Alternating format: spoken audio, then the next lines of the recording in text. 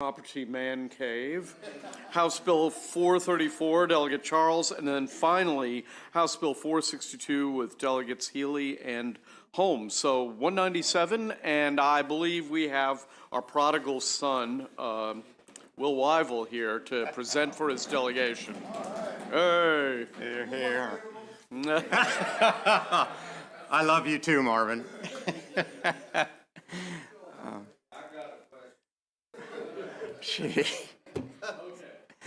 Dear esteemed members of the ENT Committee, I'm pleased to present House Bill 197. I asked Delegate Baker to do so, but he was too shy. So, the bill was introduced and passed in the 2022 legislative session as House Bill 873, passed by a vote of 24-0 in this committee and 132-0 on the House floor, and for some reason it did not get a vote in the Senate. Basically, the bill does two things. It sets the sheriff's salary at 90% of the salary of the state's attorney of Washington County, and it removes the sheriff from the requirements of the Salary Study Committee for Washington County. That concludes my testimony. Be glad to answer any questions. Thank you, Mr. Chair. Does this include real-time monitoring of speed? It should. I'm open to an amendment. Excellent. And the fiscal note would be? Yeah, what we should do is we should have a big LED thing that you walk into the person's office and it tells you what their salary is. So, Delegate Siliberti. Thank you, Mr. Chairman. Welcome to the committee, sir. It's a pleasure to have you here. Good to be back. That's all I have. Thank you, sir. You're not going to harass me about a membership to the gym or anything? Okay. I do want to note that our sheriff is here if you had any questions. Sheriff Albert. Thank you, Mr. Chair. Just one quick question for my own benefit because I'm new to this. What other positions in Washington County are not subject to the Salary Study Commission? The Salary Study Commission, I think it's in there. They look at about a half a dozen of the... But which ones are not? The only ones that are the ones named in here. So okay. You've got the County Commissioners, Washington County Board of Elections, the County Board of Liquor License, Judge of Orphans Court, and the Treasurer. All the rest are not subject to the Commission. Okay. You know, it turns out Brian Albert, are you the sheriff? Yes, sir. Oh, come on up. Give us your 2 minutes, and then we have other people who have questions. I neglected to call you up, so my apologies. That's fine. Thanks for having me. And I'd sent a letter of support for this bill. And I'm Brian Albert, newly elected sheriff. This bill would not take effect for another term, so I'd have to go through the election process for this to benefit me in any way. So I'll take any questions you may have. Okay, Delegate Boyce has a question. It specifically says 90% of the state's attorney's salary. Can you explain that? Like, Do you know what their state's attorney's salary is? Yeah, the way that was the number was come up with is currently the salary is $126,900 is currently what I make yearly. Sure. And when this bill was introduced last year, the state's attorney's salary was $141,000, so 90% of that kept it at the same pay rate. Now, since the state's attorney has received a pay raise this last year, it has increased to, I think, $130,000 this year. Okay, so it's making it just, you're just under their salary? Yes, yes, ma'am. Thank you so much. Thank you so much, Mr. Chair. And how is the state's attorney salary determined? The state's attorney's salary is calculated off a circuit court judge. It's 90% of a circuit court judge salary. Thank you. Thank you, Mr. Chair. Thank you, Delegate Wyville. Good to see you back. So you may or may not know the answer to this, and you could follow up. I'm wondering if these kinds of salary issues in state law involving county officials, are these unique to county commission forms of government? Is that what Washington County has? We are a county commission form of government. I'm not sure. It doesn't seem like we see these with county council. Yeah, all of our authority comes from the state, so you may not see it with the charter forms of government. Okay, because I don't recall seeing it with county council forms of government. This just seems to come up periodically. like it did last year in Frederick. Okay, thank you.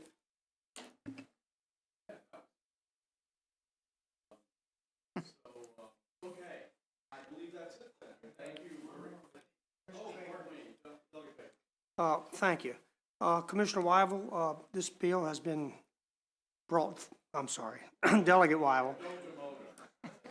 Well, he may need to mote it after, Ooh. so well, anyhow. I thought he was on my side. So the bill was presented in years past? This bill?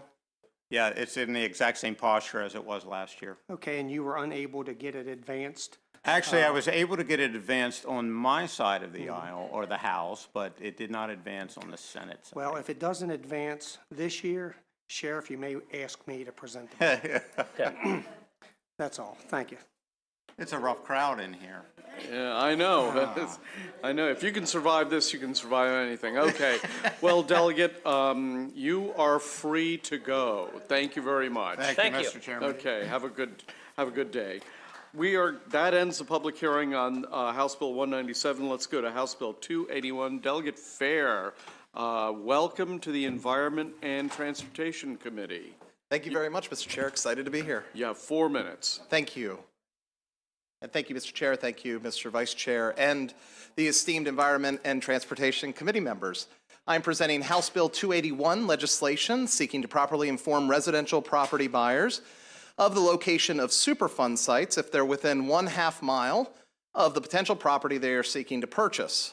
While residential purchase contracts are incredibly long, giving potential home buyers the necessary information Giving potential home buyers the necessary information to make an informed decision is critical to our community's efforts to provide proper information.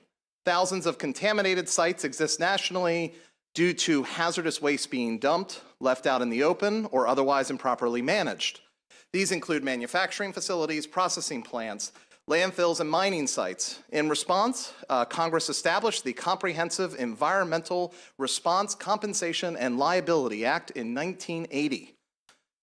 Otherwise known as Superfund, allows the Environmental Protection Agency to clean up contaminated sites. It also forces the parties responsible for the contamination to either perform cleanups or reimburse the government for EPA-led cleanup work. Superfund also gives EPA the funds and authority to clean up contaminated sites when there is no viable responsible party. These sites are documented on the EPA's Superfund National Priorities List, including a search function and map feature to see where the Superfund site is located. Currently, there are 26 sites located in Maryland, listed by the EPA, one of which is located in my home district in Frederick County. My office, our cross-file, and stakeholders are working on a few friendly amendments to clarify when and how a buyer would be informed of a Superfund site.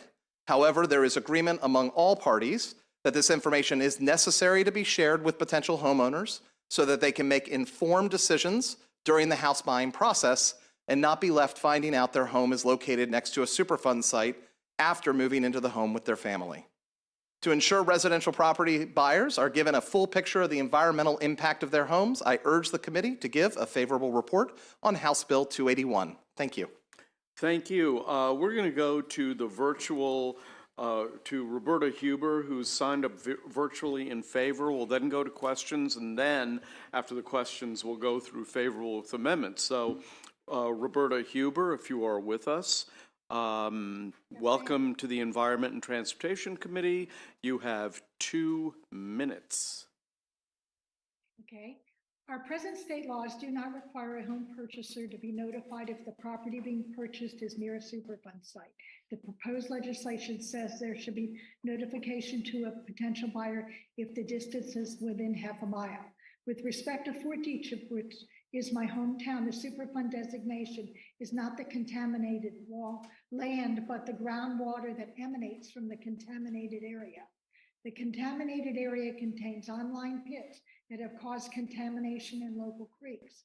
In Frederick, the contamination is spreading, and the federal, state, and local governments do not require any notification because the water that people drink and bathe in comes through the city's water systems and not directly from these creeks. Fort Detrick is comprised of 3 tracts of land. One of those tracts is Area B a 399-acre parcel. From 1955 to 1970, the area was a dumping ground for household waste, construction waste, unidentified chemicals, and autoclaved, unwrapped animal carcasses that grew bacteria in their buried state. Waste came from the Post, the U.S. Bureau of Standards, and Walter Reed Army Medical Center. Fort Detrick was the U.S. Center for Military Biological Warfare Research during that time. So you can imagine the chemicals there. The exact number of dumping pits is unknown, as is what is buried there in those unlined pits. The pits were reported to be 15 feet deep, 12 feet wide, and 20 feet long. There will never be a cleanup of Area B. Cost and danger to people performing the activity are factors in making the decision. Plus, the contamination has already spread off the Post. There is ongoing water monitoring and water cleanup activity of the contaminated water. This will be there for many lifetimes. Thank you very much. Do we have any questions for the sponsor or Delegate Boyce? Thank you, Mr. Chair. Delegate, thank you, and welcome to ENT. I want to address an interesting comment in the Maryland Building Industry Association's letter. They are unfavorable. The second paragraph says that, I guess, implementing this bill means that this would create a housing stigma on thousands of homes while Maryland is trying to supply a statewide 97,000 unit low-income housing and 85,000 rental units over the next 10 years. Now is not the time to needlessly deter people from buying homes. Isn't it so that your bill would protect these type of individuals from potential living somewhere that may be dangerous to their health? Thank you, Delegate. That is so, and it's important to note that that any building association that looks at these issues through the framework of we can provide poor people homes next to contaminated water supplies is probably not the best idea or the best suggestion. So thank you for the question. Thank you. Thank you, Mr. Chair, and thank you, Delegate Fair, and welcome. So I like the idea of this. I definitely support the disclosure concept and protecting would-be buyers. I'm wondering a couple things. Could there be a scenario, did you contemplate a scenario where the homeowner, the seller is not even aware that they live within half a mile of a Superfund site? And because there's no mention of that. What provision do you make for that? Yeah, and so this is part of the conversation that we're having around when and how this information would be released. The current track of conversation is that we're going to introduce a friendly amendment to move that information to the initial sign of contract, signature of contract at the beginning of the process, because there's that 30 to 45-day window. And at that time, the individual will be informed, regardless of whether or not they are next to a Superfund site, that there is a Superfund site that exists that they can search that property's address on and identify whether or not it's within that location. So regardless of whether or not the seller knows their property is next to a Superfund site, the buyer will be given the opportunity to look up the information ahead of time. Okay. So given that, I'm curious then, what is the role or what is the responsibility or role of the listing agent? Because that party is not mentioned at all in this bill. Yeah, that's a conversation that we've noted and has been noted to us by the advocates on this bill. We are looking at making sure that the residential contract is required to have that information listed, so the listing agent would be required to have that information provided at the time of the sale of contract of the property. Okay, so that's something you hope to get to the subcommittee before it takes up the legislation. Okay, and then last question is, what penalties? I don't see any mention of penalties. What penalties would there be if somebody, it can be shown intentionally did not disclose the proximity of the Superfund site? The legislation does not list any current penalties for not disclosing. Okay, thank you.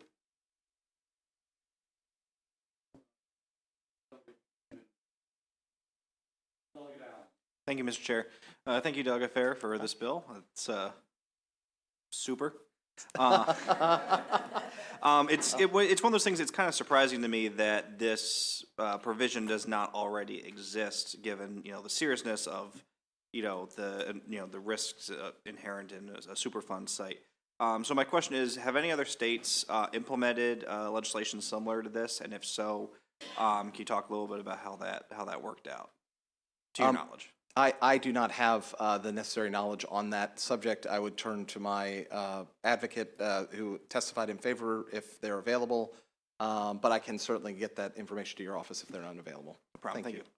Yeah, if Roberta Huber is still on, if you'd like to answer that. Okay, well, let me go on to the Sorry, next. I don't have the answer, but maybe Betty Law or Jen Han can answer that. They're coming up as speakers. Okay, all right, thank you very much. Next question goes to Delegate Siliberti. Thank you, sir, Mr. Chairman. If I'm going to purchase a property, isn't my agent, my real estate agent, responsible to tell me that it's near a Superfund site? First, it is great to see you here today, and it is not, actually. There's a lot of things that a real estate agent, that a buyer's real estate agent is even barred from telling you. I can't speak specifically to Superfund sites, but there are other regional aspects of residential property purchasing that a buyer's agent actually cannot inform you of. They are actually barred by law. Cannot. Cannot. So I can't say this specific to Superfund sites, but I would imagine that would be up to the agent to actually know that that is next to a Superfund site ahead of time. All right, thank you. Thank you. Mr. Chairman. Thank you, Mr. Chairman. Delegates, good to see you.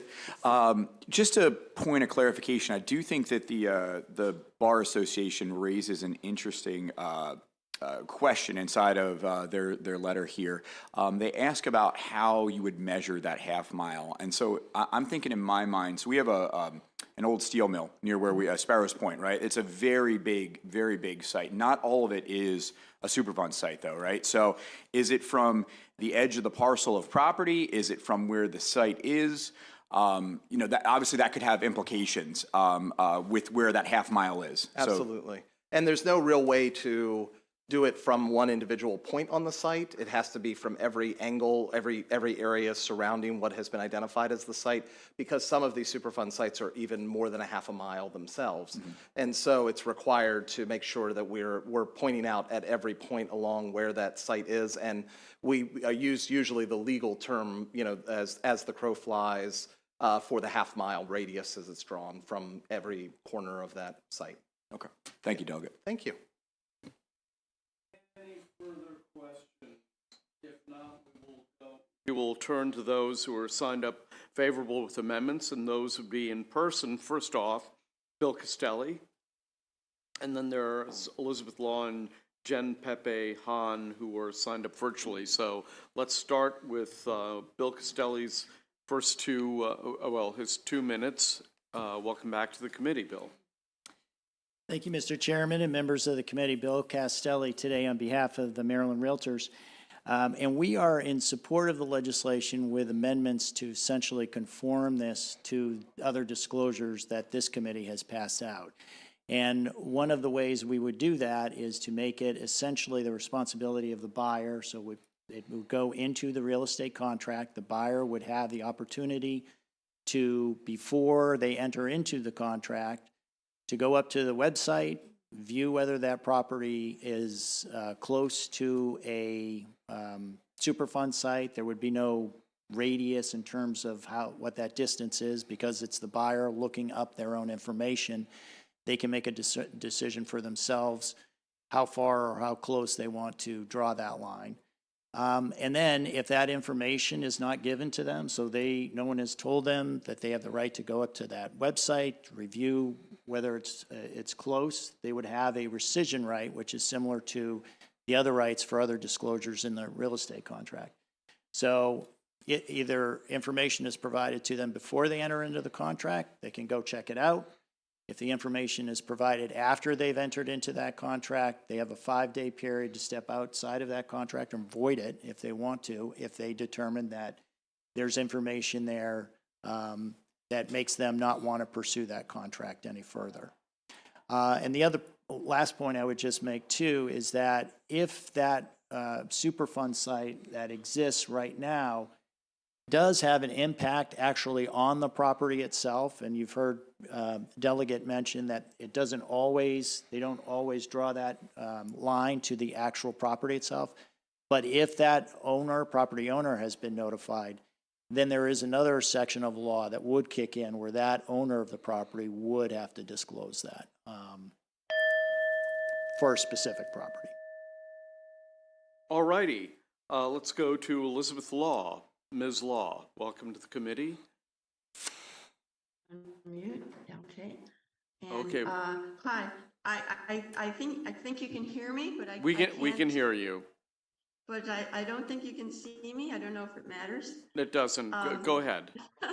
Okay, thank you. Thank you for this opportunity. I support HB 281 and the friendly amendments that will be submitted by Delegate Chris Fair. It is our position that home buyers should be given written notice at the time of earnest money deposit that a home is within a half mile of an MPL Superfund site.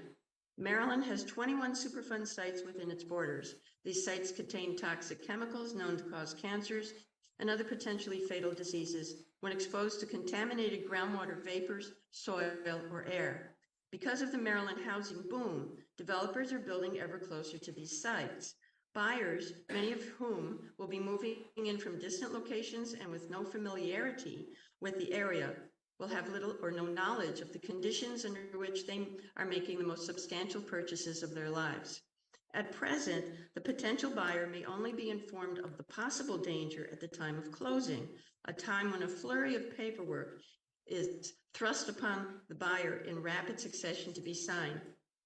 The buyer may exit the experience with no comprehension of the gravity of what they have signed and very little time, that is 5 days, to do anything about it, only to learn later to their consternation that they have purchased in a location they would not have otherwise chosen. This leaves them in a dilemma of whether to sell out just at the time of being overwhelmed with moving in and starting a new career. This is not ethical. The buyer should be informed at the time of placing earnest money deposit that a Superfund site is a half a mile away and be given access to information of what that entails, i.e. a website link. Someone buying a used car is given more information than someone buying one of these houses. Thank you.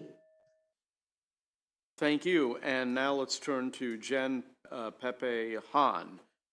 Ms. Han. Hi there. Before I start my 2 minutes, I wanted to say I wrote down all the questions everyone has been asking. I can answer most of those if you want me to when I'm done my 2 minutes. Sure. Go ahead and Okay. restart the clock. Thank you. I grew up near Fort Detrick. My elementary school was across the road from Area B. I grew up playing in the nearby Seeps and Springs. Fort Detrick's suspected contamination from Area B's unlined landfills had traveled off-site through the groundwater, and in the 90s, one of those springs I played in as a child was tested for contamination. They found large amounts of TCE, a known carcinogen. When I was 12, I was diagnosed with Hodgkin's disease. Decades later, I asked my then friends on Facebook who went to my elementary school in the 70s and had cancer before they were 25, or knew a classmate that had died young from cancer. I had 24 responses in 2 days. I decided instead of spending decades to prove a cluster, my efforts would be better spent trying to help this not happen to anyone else. This is what has brought me here to you today. Without this bill, current and future homeowners are not entitled to adequate disclosure that may alert and educate them to potential vapor intrusion risk and other contamination risk from Superfund sites. TCE has a maximum contaminant level of 5 parts per billion. The Army found levels of TCE along their fence line at 15,000 parts per billion. 1 foot on the other side of this fence is owned by a developer who is approved to build townhomes. According to EPA guidelines, there is a vapor intrusion risk for some of these homes. What we do know is that these homes will be built. What we don't know is how this information is legally mandated to be disclosed and explained coherently to potential current and future home buyers. I'm testifying today to implore you to use your duty of care and set protocol for instances in Maryland such as this. None of the current protocol fits. The Maryland Real Estate Disclosure Disclaimer Form exempts first-time home purchases. The Frederick City and County disclosure forms list other overlay districts to be aware of during the purchasing process, but Frederick City has not completed an overlay district for Superfund plume locations.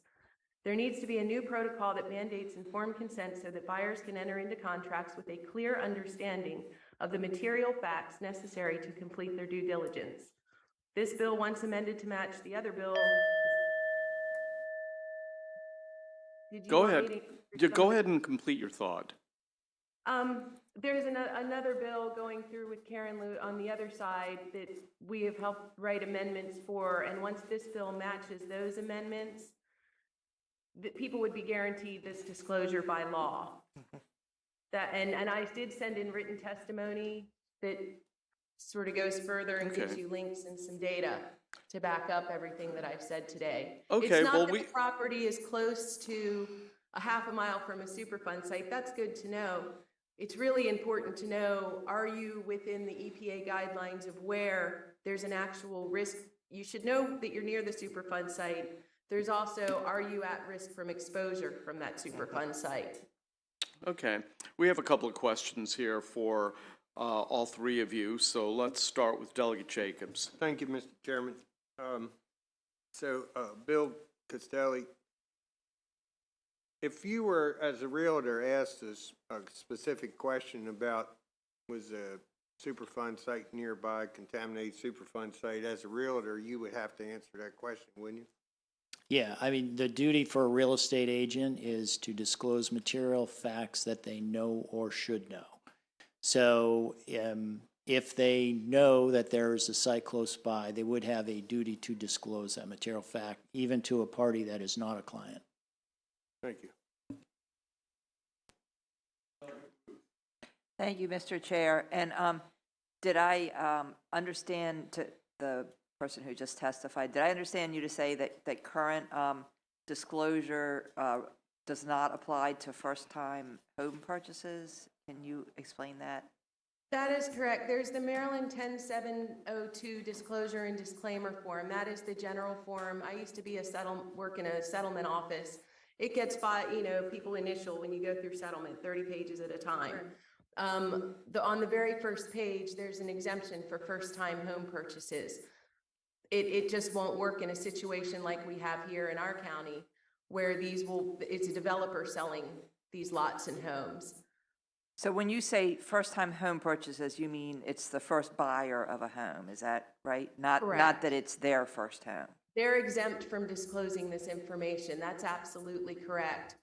And also, you run into another thing, following on what the last person just said, where the source contamination for what we have in our county is coming from an unlined landfill pit. That actual pit semantically is not part of the Superfund site, which is the groundwater that's sloughing off contamination from that pit, which is why the half mile is important, because you don't actually, the source contamination sits right up against that fence line where these homes are going to be built, but that actual geographical area of that source contamination is not considered part of the Superfund site. The Superfund is the groundwater. Okay, thank you. Mm-hmm. Thank you, Mr. Chair. Delegate Fair, is the site you're contemplating, did I hear you mention, is it Fort Detrick, or what is it?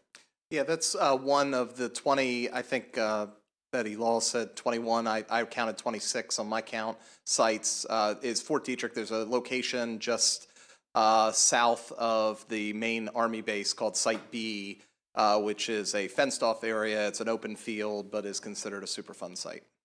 So, okay, so that helps. Do you mean to, because you don't say this in the bill, do you mean to include both that, which I believe is the only NPL site on the list in your county, a National Priorities List site, versus non-NPL?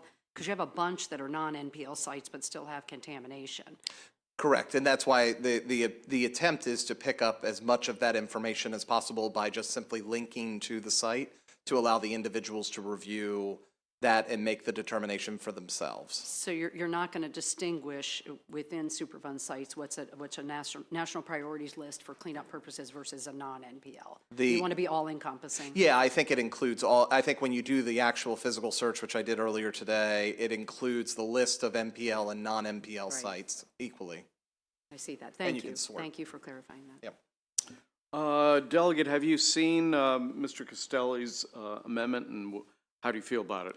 Yeah, I think that there's still some daylight between the advocates and Mr. Castelli's amendment that we would like to get closed up, especially when it comes to this 5-day rescission policy. So I think that we're going to be able to find the resolution there. It's a very specific, small piece of this puzzle that we would love to find resolution on and make sure that the amendment is fully effective. Okay. Any further questions? Seeing none, thank you very much. That ends the public hearing on House Bill 281. Let's proceed to House Bill 331. Delegate Terraza.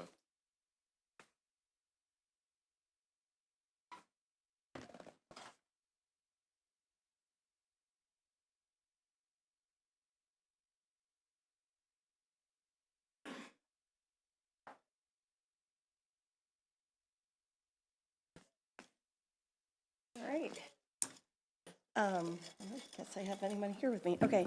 Thank you, Mr. Chairman. Thank you, Chairman Barve, Vice Chairman Stein, and esteemed members of the Environment and Transportation Committee. Thank you for this opportunity to present House Bill 331, which requires that virtual meetings of a common ownership community like a HOA or a condo association, they must provide participants a reasonable opportunity to participate in the meeting, including equal access to any chat function, and provides that meetings held by email are subject to the open meetings requirements and therefore can only be held for one of the specific purposes enumerated in Maryland law to close a meeting. This is a reintroduction of a bill from last year, House Bill 1147, which was passed by the House but did not get vote on by the Senate Judicial Proceedings Committee. I'm bringing it back this year, and I decided instead of doing two separate bills to combine it with another issue that stemmed from practices that grew exponentially as a result of COVID. So you may recall that the General Assembly passed legislation several years ago during the height of COVID, authorizing the governing bodies of common ownership communities to basically conduct virtual meetings. House Bill 331 would clarify some best practices for conducting those meetings. While those types of meetings may have begun as a result of necessity during COVID, it has become clear they will likely remain a regular option, and such virtual meetings are a convenient and effective way for people juggling work and family life to have the opportunity to attend. Over the past years, though, I've heard quite a few concerns about how virtual meetings are being conducted. We were told by a number of community members that COC boards, common ownership community boards, have been using the chat feature without opening it up to all attendees to see or blocking the chat altogether. Community members report being muted and not given the opportunity to unmute themselves and prevented from participating in the meeting at all in any meaningful way. Asking questions or even objecting if they observe a violation of lack of quorum. Without any ability to participate in the meeting, their presence on a Zoom or other virtual platform is no different than merely watching a meeting on TV. Of course, we've all experienced or heard of an experience when someone becomes disruptive at a virtual meeting, and that's why HB 331 also provides the ability to mute a participant if they become disruptive, as long as they're provided a warning. The second half of the bill is about emails, and the modern world involves constant electronic communication, and during the height of COVID, this became even more frequent, and conversations that used to take place in person became email conversations. Instead of discussing issues in an open meeting, boards began having board discussions and even voting by email. House Bill 331 makes it clear that those email discussions are actually meetings, which must be open to the community. If they're held without notice and the ability for community members to participate, they may be considered closed meetings and can only be held for the purposes enumerated under Maryland law. I've enumerated those in my written testimony. However, some examples of why you could close a meeting are discussions about employees and personnel, consulting with legal counsel about legal matters, and discussions about individual accounts. Just real quickly, before I end here, there are some requested amendments. Some people are favorable to the amendment. I'm in full agreement with those requested by Karen Strawn, and I'm still working with stakeholders, including CAI, to address their concerns. I anticipate that we'll have that worked out and an amendment presented This increases transparency and makes it easier for community members to fairly participate. It protects the rights of residents while allowing COCs to take full advantage of modern technology. I respectfully urge a favorable report. Great. By the way, we will call off later.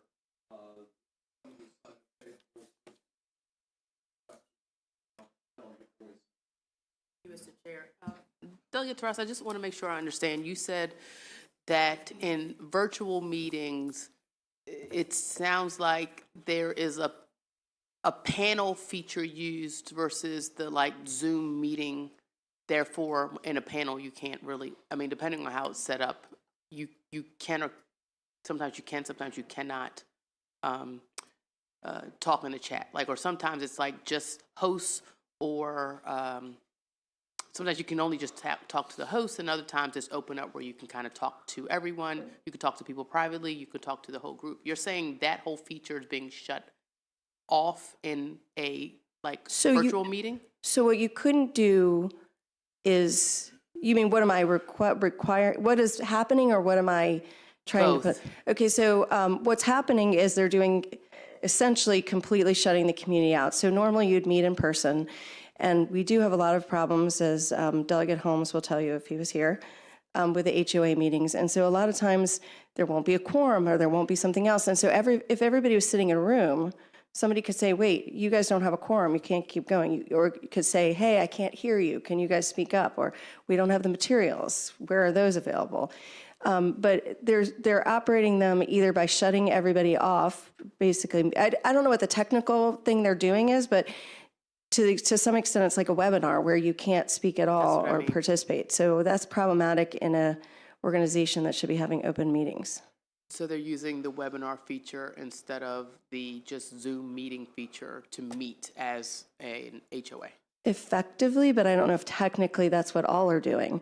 I mean, there are various boards probably use a technical way to get to it, but some are shutting people out completely. And so this bill essentially says you have to essentially meet virtually like you would in person. Exactly. Thank you. Any further questions? Seeing none, then we'll go to signed up virtually, Annalise Daly, who is signed up favorable with amendments. Ms. Daly. Hi. Hi. I support with amendment House Bill 331 regarding virtual meetings. For many communities, including my HOA, virtual meetings have resulted in more people being able to attend. We've been able to attend without getting babysitting, for example. However, virtual meetings in my HOA and in others have led to a decrease in homeowners' ability to meaningfully participate, as Delegate Terrazzo was saying. Sometimes board members have used their virtual privileges to mute members of the community without warning. They have entirely ended the meeting when homeowners start expressing views they disagree with. Sometimes the board will disable the chat function at our meetings to prevent homeowner input entirely. At the last meeting, no one was allowed to ask questions at all about anything, including what was on the agenda. If virtual meetings are to be a reasonable substitute for in-person meetings, then ensuring the right of homeowner participation is absolutely vital. House Bill 331 aims to do just that and therefore should be supported. I also applaud the clarification that an email meeting held by the board of directors is deemed to be a closed meeting and may only be held according to those rules. We've been having lots of issues with decisions being made outside of meetings, and part of the problem is that things are being done over email and they don't see that as a meeting. So when that happens, homeowners have no insight into why the decision was made, no way of objecting, and often we have no idea the decision even existed until it has already been implemented.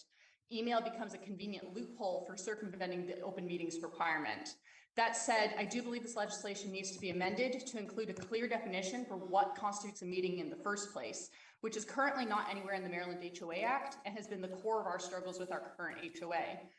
In an effort to come to a shared understanding, I ended up requesting the Office of Attorney General provide their definition for meeting. It's in my written testimony. Whether this precise language that Ms. Strawn used or something similar, a clear definition would solve a number of disagreements that lead to much more transparency.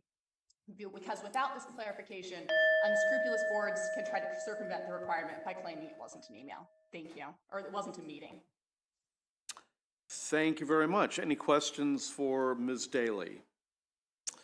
Seeing none, thank you so much. That ends the public hearing on House Bill 331. We'll proceed now to House Bill 423. Delegate Holmes, is he?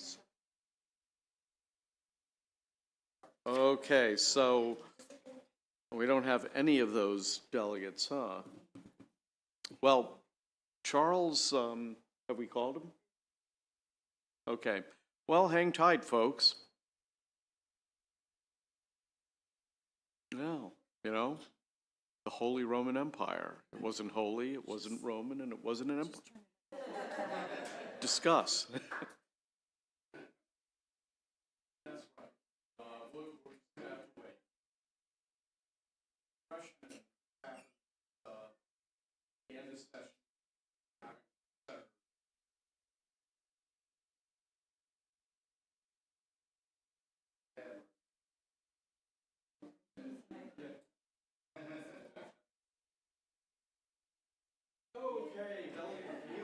Here, we're going to take House Bill 462,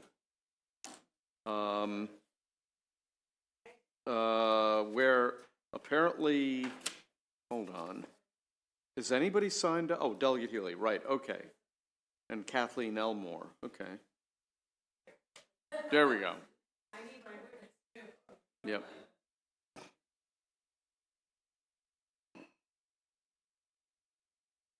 You can start whenever you're ready.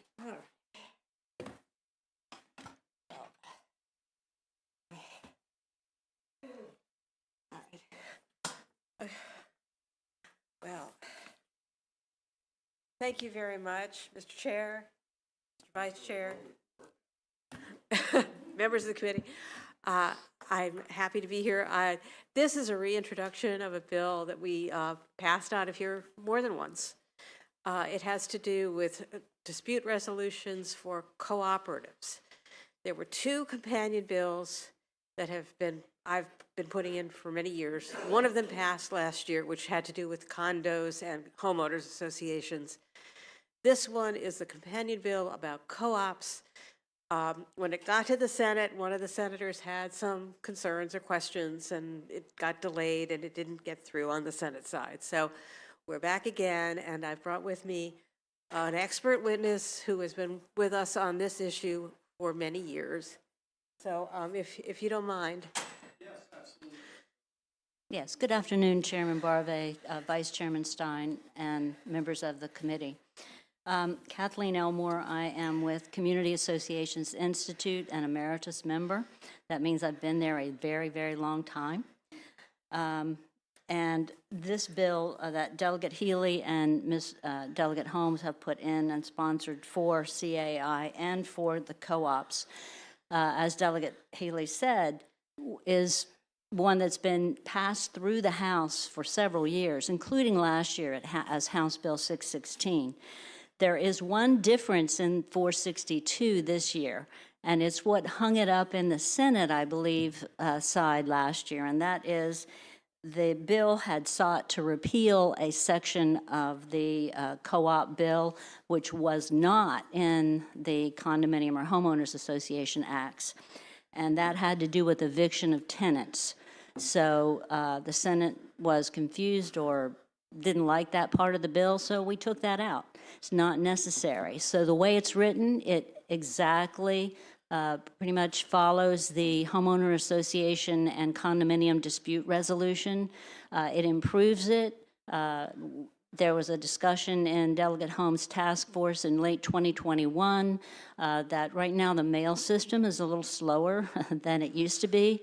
So basically we added 50%, so we changed it from 10 days to 15 days notice, a grace period for homeowners, co-op owners, and condominiums to have before any kind of sanction can be imposed. That is a change now in the co-op bill because it didn't pass yet. But we're hoping that this year the committee again gives it a favorable and it passes to the Senate and we can get it through there. There were some other improvements, but again, it mirrors the Condominium and Homeowners Association dispute settlement now.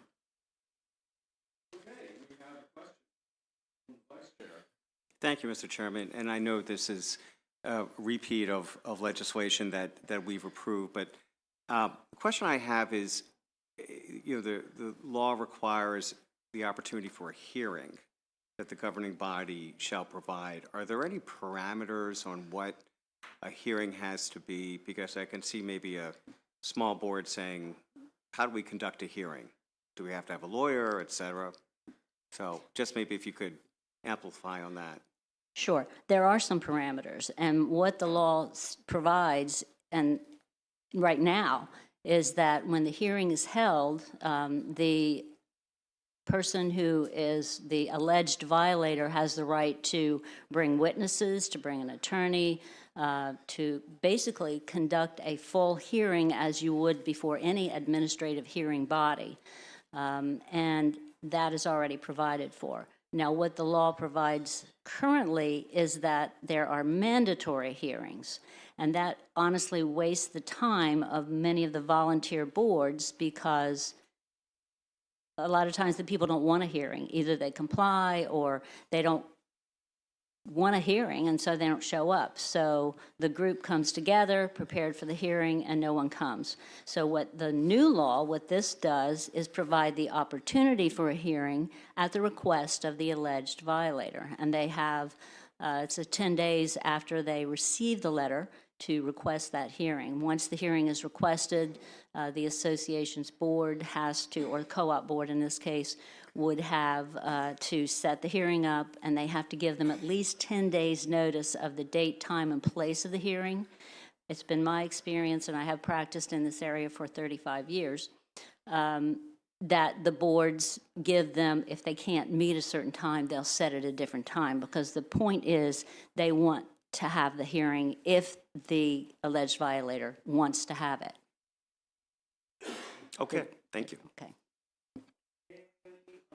Questions for the sponsor or the witness?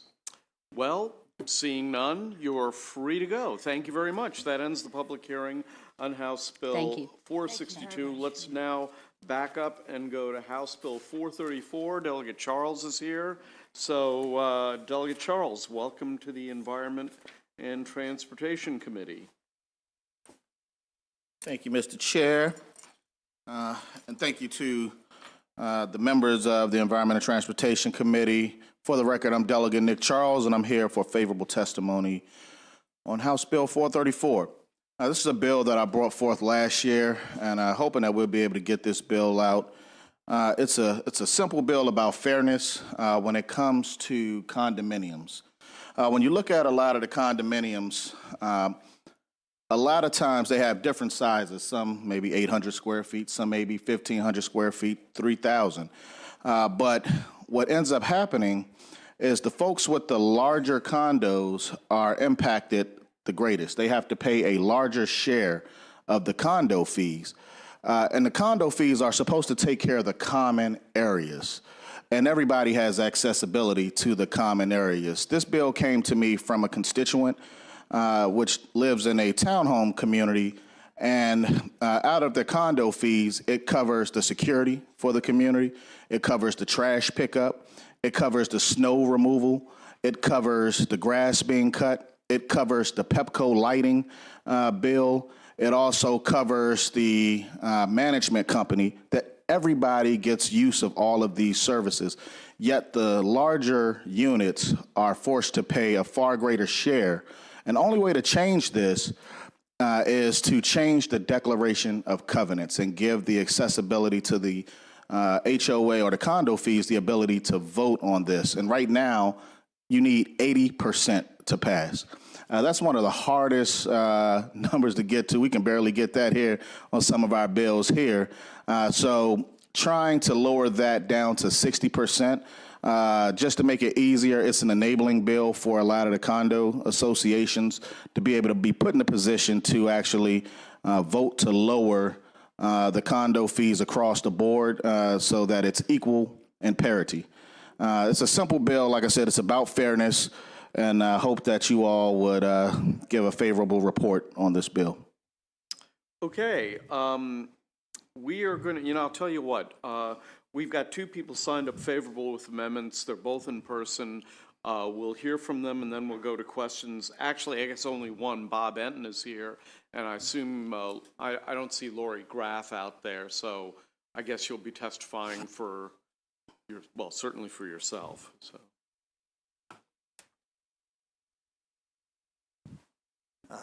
Mr. Chairman, members of the committee, Robert Enton on behalf of the Maryland Building Industry Association. We are signed up favorable with amendments. I've had a number of discussions with the bill's sponsor. I don't have any written amendments. We just resolved it today and talked about it. I told him the concept.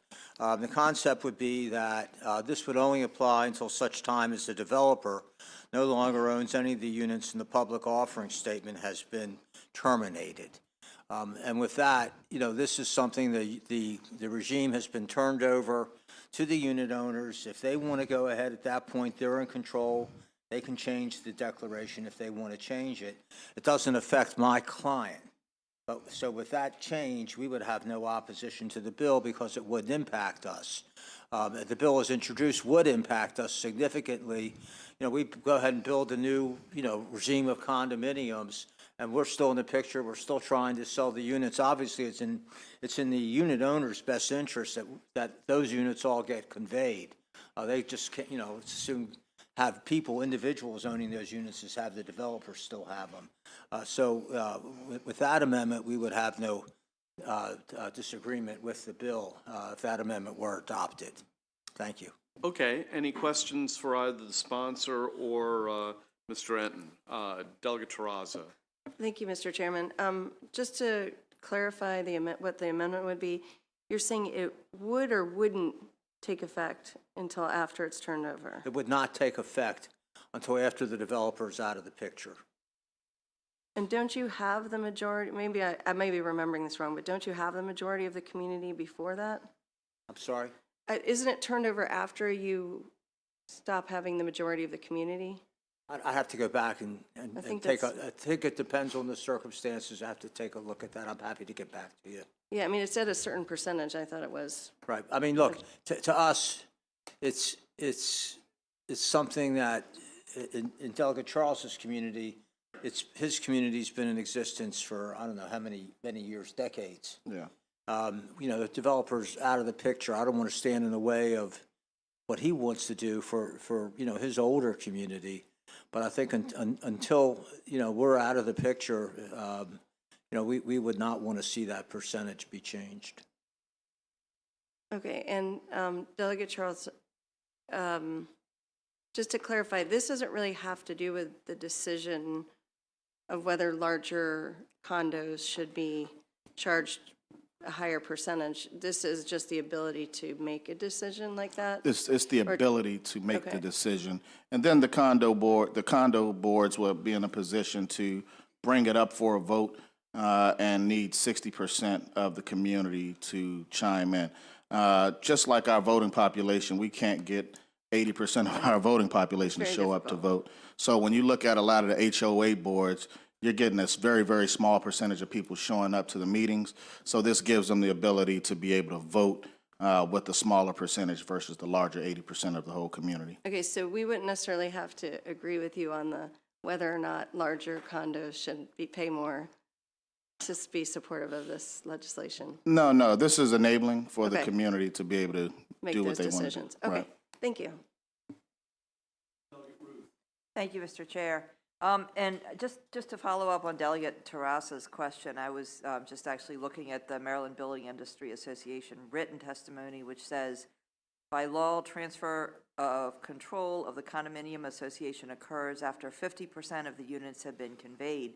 So I think what her question, which is also my question, is if the builder still owns 50% of the units, even if the number is 60%, then the builder could still block any.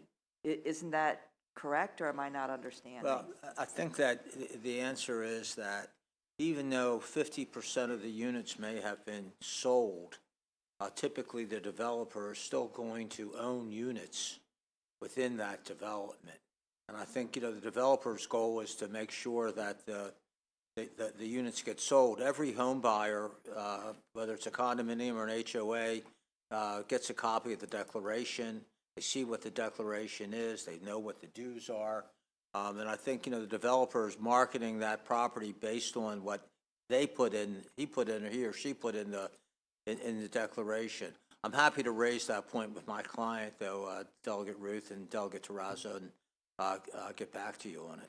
Yeah, thank you. I understand what you're saying about the developer, has an interest when they still have 50% of the units. But I guess I'm just confused because if the developer owns 50% of the units and 60% are required under this bill, consent of 60% are required, if the developer doesn't agree to the changes, then it's never going to get to 60%.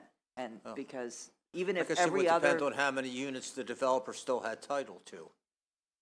But in other words, if it's 60%, or if the control goes when 50% is there, and then maybe 3 months later or 6 months later, the developer has an interest in 10% or 20%, then the declaration could be changed even though the developer still owns 20% of the units. That's the way I read it. I understand what you were saying. Okay, thank you so much for clarifying. Okay. Thank you, Mr. Chair. Thank you, Delegate Charles, welcome. So it seems to me that the bill as you're proposing it is retrospective in the sense that you're applying it to existing communities, looking to change this threshold if communities want to take up, hence your use of the term enabling, right? They don't have to, but if they want to take up this issue of the percentage folks are paying based on their square footage. But Mr. Enton, you sound like you're describing a prospective, like potential amendment to newer communities. Well, I think communities in the future, or am I understanding my that understanding, Delegate, of how the bill would work is at some point when at any time 60% of the unit owners can amend the declaration. The current standard is 80%. So they could, amend it in any fashion that they wanted. The declaration is something that the developers worked on, the developer put in place, the developer developed the property with that declaration, because the developer knows that once they're out of the picture, that declaration can be amended. But, the investment that they make, this is it, and everybody gets a copy of the declaration before they go to closing. I think that Delegate Charles doesn't have a problem at all with the amendment that we've discussed, and with that, we wouldn't have a problem with the bill. Obviously, we'd be out of the loop. So you are working on a written amendment Yes. to try to capture. We'll bring them to the subcommittee. That might be helpful to actually see it in writing. Delegate Charles, are you open to what he's? I am. We had some discussion last year. We did not agree on moving forward with each other on the bill, but this year we've come to a resolution, and I'm fine. A lot of the communities that we have, in Prince George's County, we have a lot of condominium communities, and condo fees are very high for a lot of folks, and so we want to try to level it out and make it fair across the board and help lower the expenses for a lot of the communities, but give them the enabling body to do that. And so what they're bringing forward, about new condominiums, I'm fine with waiting until they have sold majority of the condos for this to transfer over to allowing for the board to have enabling work. Okay, thank you. Thank you, Mr. Chair. Thank you, Mr. Chairman. If I understand correctly, just reading MBIA's testimony, they want it to be until the developer no longer owns any of the units in the development. We would wait till we're out of the picture. Okay, but I would just tell you, for my community, which was developed by Troutman many years ago, they own units in every single development that they've ever developed. They keep a unit in every one of them. So I guess, I don't understand that any units. I understand conceptually why you'd want to not be overly involved in the community anymore and not be governing the community, but I don't understand the any unit. So I don't know if that's something you want to look more closely at. I mean, it seems to me just because a developer decides to continue owning a unit in a development shouldn't prevent the other community members from moving forward with. I'm happy to discuss that concern further with you and with my client, but this is a very dramatic change in the law. The law's been on the books. The law says that it's, 80%, because you're changing the underlying document that exists. And so it's a very dramatic change to go from 80% to 60%. I understand the problem, and that's in the Delegate Charles's testimony last year, and this year, the problem that he has, but that is the current law. I would say that, if there's a problem out there, it's probably typically it's in older, more established communities. This is an older, more established community. You're going to make this type of dramatic change. We just, this is how we developed the property with this declaration of bylaws. We want to be out of the property. So that's why we feel like, if you're going to make this dramatic change, go ahead and make it, but let's make sure that we want to be out of the picture so it doesn't negatively impact our ability to sell the units. Yeah, I do understand conceptually, but again, my community was developed in 1986, and the developer still owns a unit, as they do in every other community they develop locally. So I just put that out there. With all due respect, that's not my understanding. Maybe that's true in your community. I can show you the unit.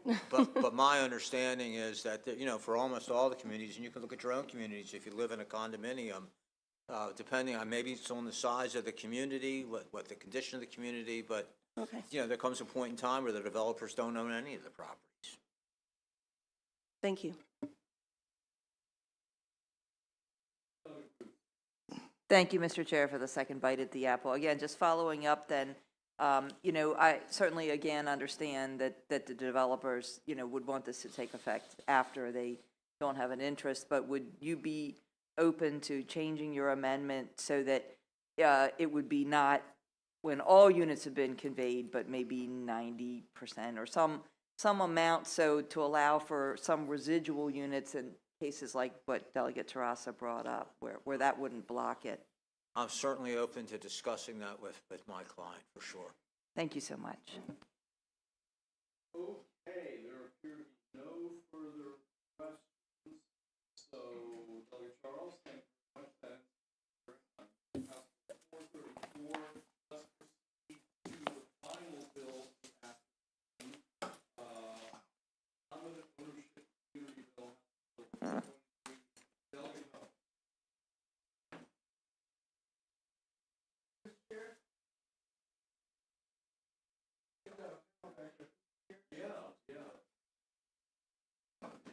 I mean, you have three people, well, you have two people, one person signed up favorable and two virtual unfavorable, so a little bit of controversy to end the day with. I like it. Yeah, okay. Thank you, Mr. Chair and members of the Environment and Transportation Committee. For the record, my name is Marvin Holmes, and before you today is House Bill 423. And the bill before you is about having a task force for common ownership communities. The last task force that was held by legislation was in 2005. I think most of you would agree that a lot of things have changed since 2005. Over a year or so ago, because there was no legislative task force, I put together an unofficial task force, which met for about 18 months, Mr. Chair. And meet in the man cave of the, never mind. The man cave of housing and real property for Marvin Holmes expands statewide, Mr. Chair.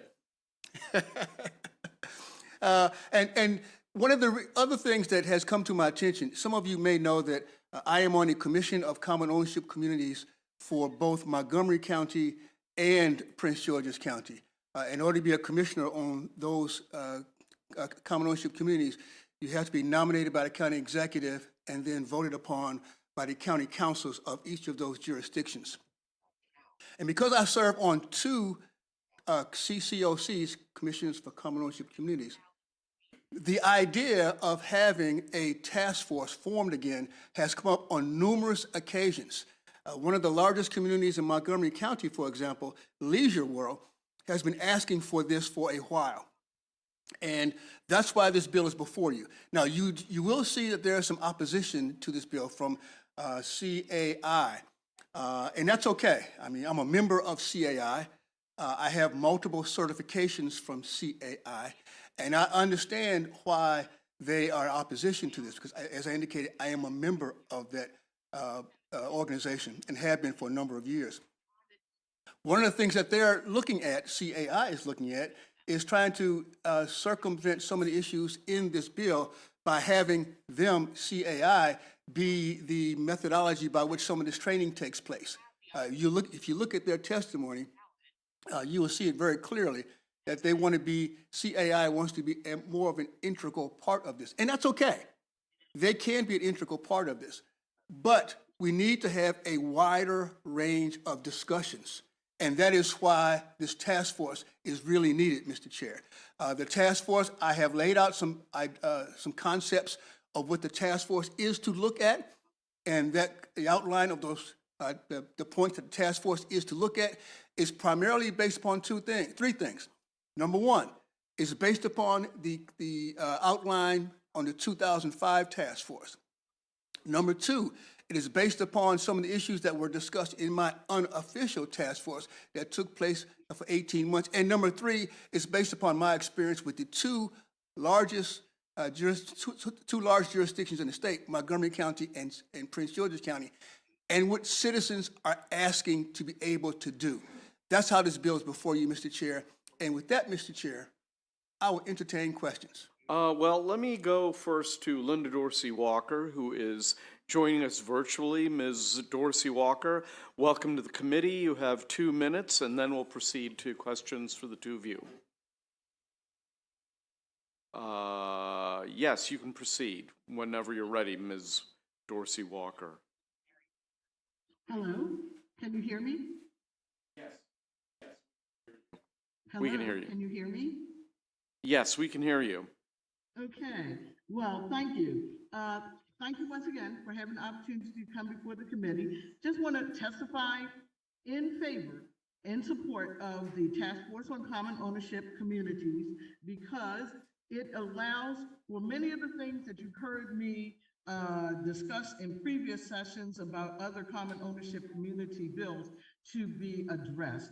Specifically, it allows for a study of some of the things dealing with irregularities around meetings, irregularities around common ownership community owner rights by creating a look into the not only the amount of assessments that are charged and the practices around meetings, but it also allows a look at a uniform code to be established and a Bill of Rights.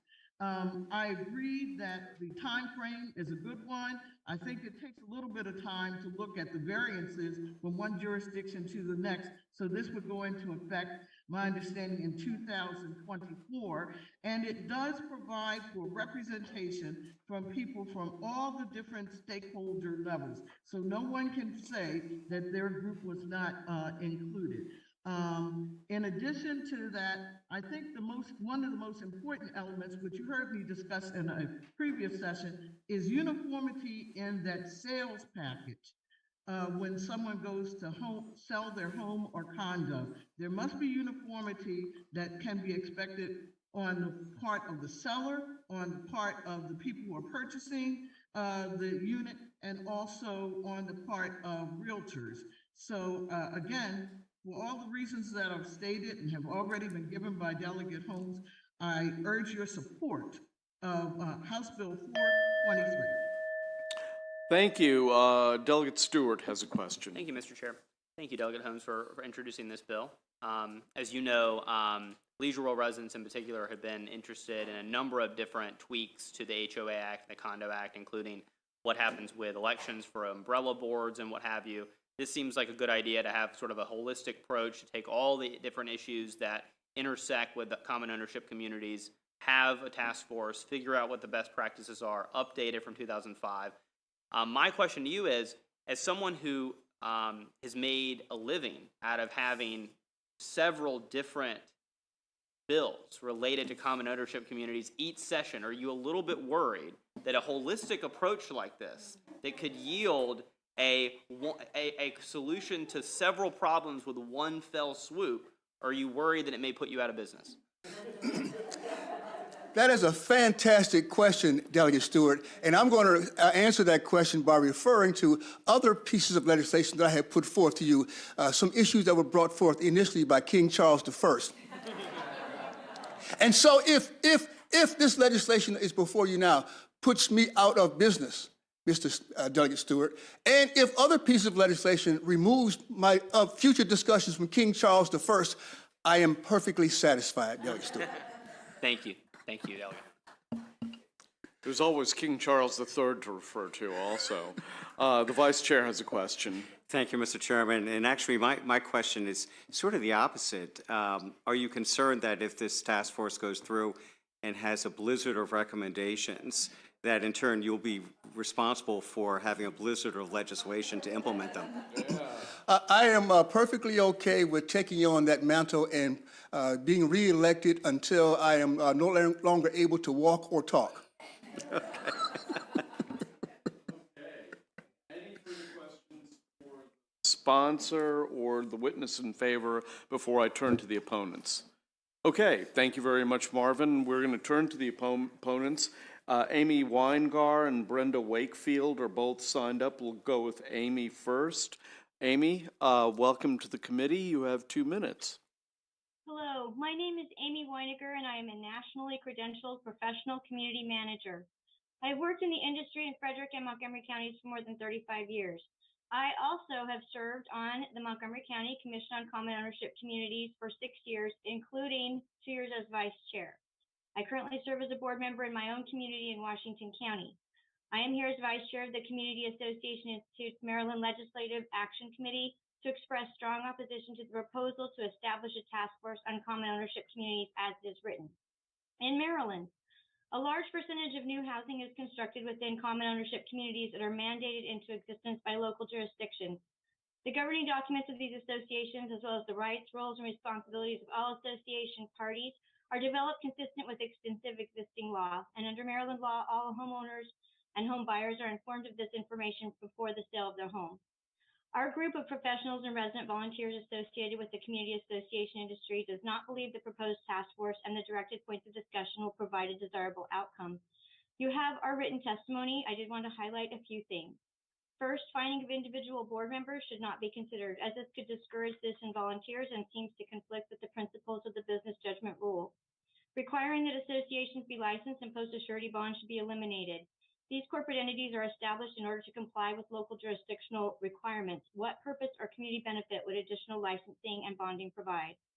Consideration of assessment limits ignores the wide variety of assets and services provided by associations and flies in the face of recent legislation requiring that nearly every association in Maryland increase reserve contributions.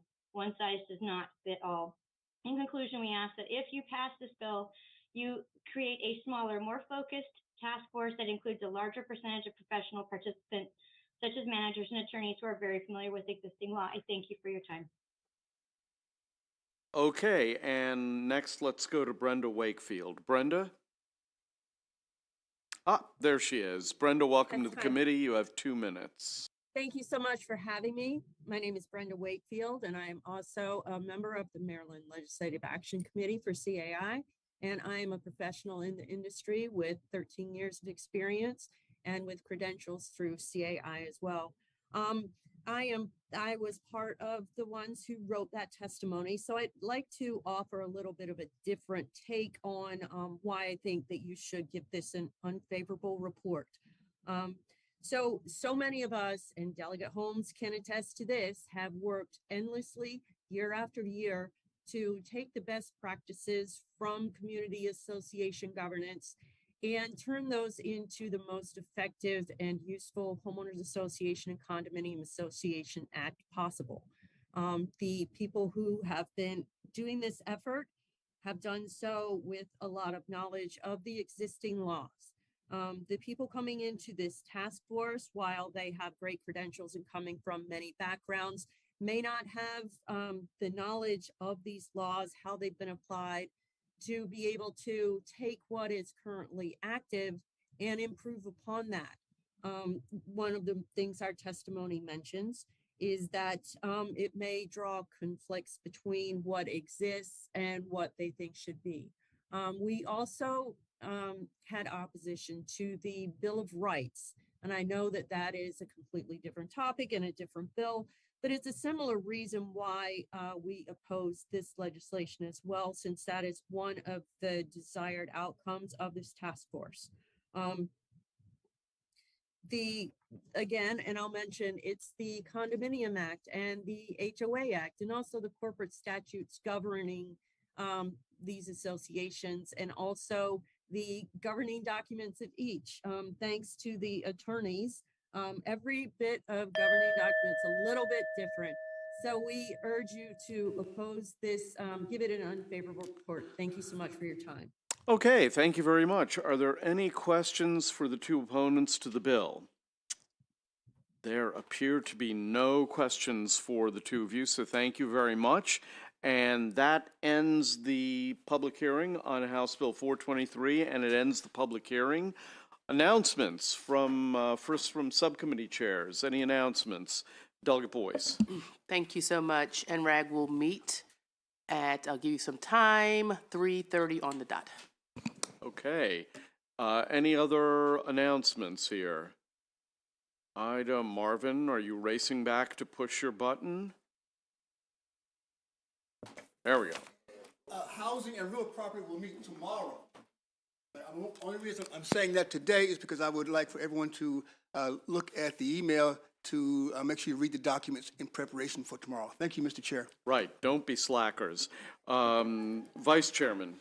Thank you, Mr. Chairman. The Environmental Subcommittee will meet tomorrow after bill hearings. I believe we have two bills we'll be considering. Look for those in an email. Thank you. I have an announcement before I recognize it to anybody else. Our leadership group will meet briefly tomorrow. We will coordinate around your meetings, and we also have other things to balance tomorrow afternoon as well. So, any announcements before we adjourn from anybody else? Okay, in that case, meeting's adjourned.